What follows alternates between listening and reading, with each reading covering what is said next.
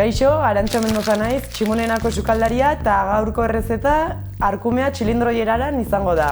Horretarako, ardoa, tipula, patatak, baratxuria, gatza, olioa, piper txorizeroak eta zer dago faltan? Berehala ikusiko dugu.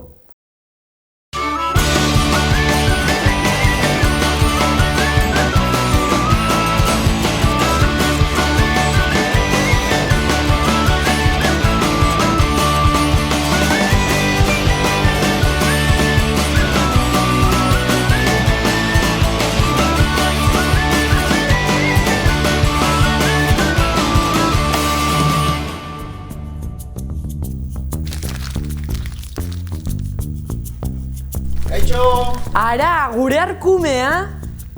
Mentxe duzu arkumea, ea zeiten duzuen. Seguro ziur zerbait oso goxoa. Ta biharko gazturdin bat, mesedez. Bale, nire kontu. Bale, eskerrik asko, hurren arte.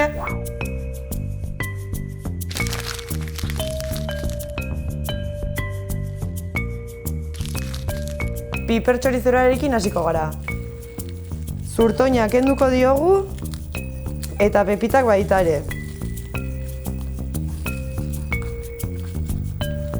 Behin garbi dagoenean, uretan sartuko dugu hidratatzeko.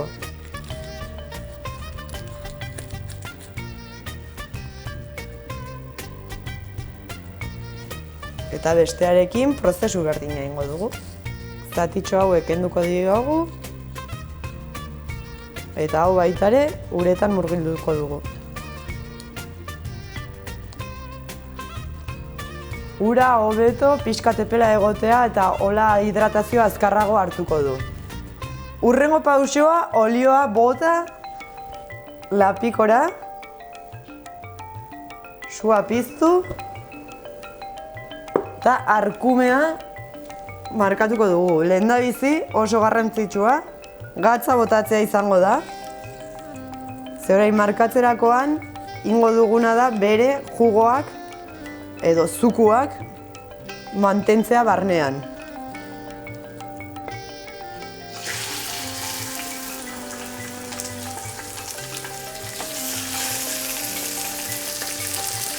Askotan etxean egiten dugu dena txikituta, baina oraingoan hanka guztia ekarri digu eta egin duguna da xaie txakalde batetik eta hanka bestetik.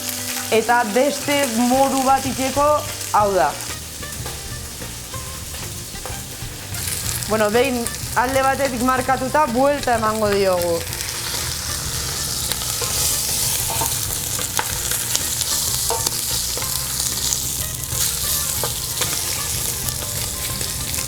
Behin markatuta, ingo duguna da ateratzea bandeja batea, eta hor erreserbatuko ingo dugu. Hurrengo pausoa, tipula eta baratxuria izango da sartzea lapikoan.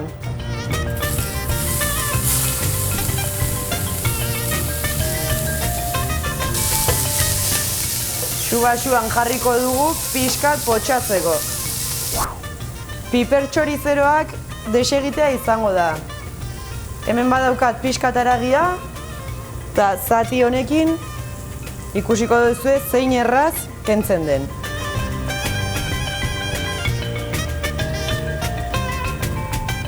Suabe rasgatuko dugu, eta hementxe daukago gure haragi guztia. Batzuek azala botatzen die, baina azkenean pixka gogorrago geratzea, eta guri gustatzen zaigu suabe izatea.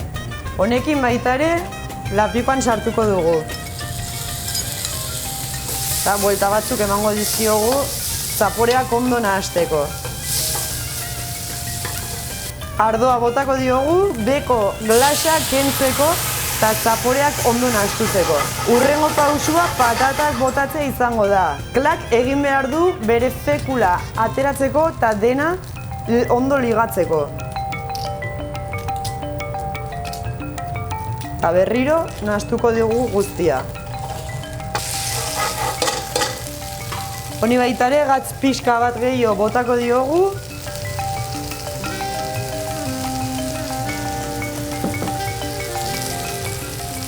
Eta arkumea jarriko dugu.